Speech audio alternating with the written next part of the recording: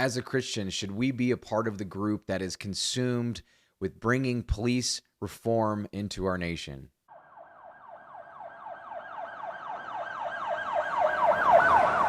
Today, we're going to talk about cops.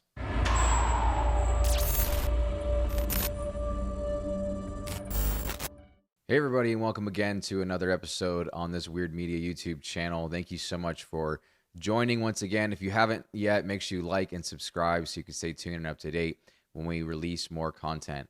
Today, we are asking the question, as Christians, as believers, should we be a part of that group that's consumed and passionate about bringing police reform into our nation? Well, it's a complicated question, right? There's so much just animosity and hate and just passion behind this subject, what's going on over the last 2 years with the Black Lives Matter riots and protests and whatever you want to call them.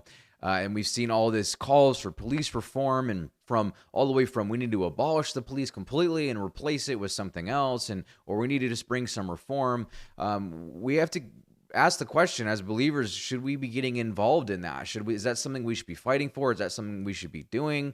Well, in my opinion, the answer is no. Now, before you turn this off, I'm not saying that we shouldn't be open to change, that we shouldn't be open to look at policing tactics and things like that. We always need to be open to grow, and when we've made mistakes, when this isn't working right, we should change it. Hear me. I'm open to areas of reform in some sense, of constantly just kind of growing and equipping our police officers to better police and to better protect us. But to talk about police reform in the sense that the world is talking about it now, they don't want that. They want real, complete change. And when I look at this issue in this perspective, I look at it from a perspective of culture. Should we be, as believers, be fighting for change and reform in the police, or should we be instead focusing on reform and change in our culture? Because I believe that the true answer to the problems that we see today aren't through police reform, but it's through culture reform. A lot of the reason that we see all the things happening today with police and violence and people getting killed at the hands of police isn't because of policemen. It's because of the culture. We have a generation raising up who rebels against authority. We used to live in a time where the culture, parents taught their children to respect police officers. They're putting their life on the line to respect authority. We respected our teachers. We respected the principal. We respected police officers.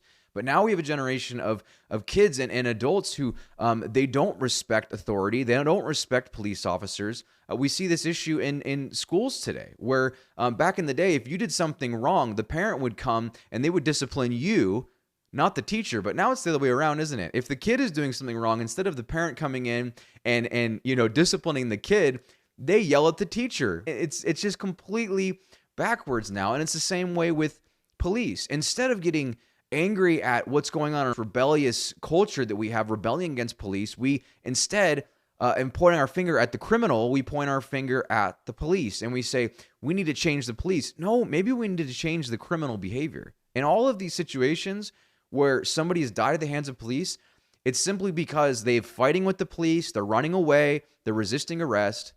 All of this could be changed if we simply raise up a generation who knows how to respect authority. I tell my children from very early age, from the time that they could truly understand it, that you need to have the utmost respect for the police officers. They are putting in their life on the line, and even if you feel like they're being unjust and unfair, they're treating you unfairly, you don't fight your fight there in the moment. You don't fight and rebel. You submit to their authority, and if there's a problem, then we can go to the court system and we can fight it there where it needs to be fought. But instead, we see people rebelling and fighting against police out in the streets, and the policemen just want to go home safe to their family, just like the rest of us. And so we see that bad things happen. So as believers, I think that we shouldn't be fighting and so consumed with changing the police. I think we should be consumed with changing the culture. Why is it that we have a generation of kids growing up who rebel against authority? This is a demonic spirit. It doesn't come from God. The Bible teaches us that governmental authorities like the police, they're an institution by God that's been brought by him to punish evil. And so as believers, we need to submit to their authority. We need to submit to the police officer's authority, even if we don't agree in the moment, and then we fight the fight later in the courts where it needs to be fought. But as believers, I don't think that we should be so consumed with bringing police reform. Yes, do we need to be open to change and kind of minor things here and there and equipping police officers? Yes, but we shouldn't be pointing our fingers at the police officers. We should be pointing our fingers at the culture, at this rebellious generation that neither loves God or knows God and is rebelling against the authority and bringing violence. And as a result, they get violence back from the police. So as believers, we shouldn't be so consumed with this police reformation, but we should be consumed with culture reformation. We should be consumed with raising up a generation that actually submits to the word of God, that submits to those governmental authorities like police. And I believe that when we do that, that we'll see the violence that happens with police begin to diminish and decrease and almost eliminate altogether.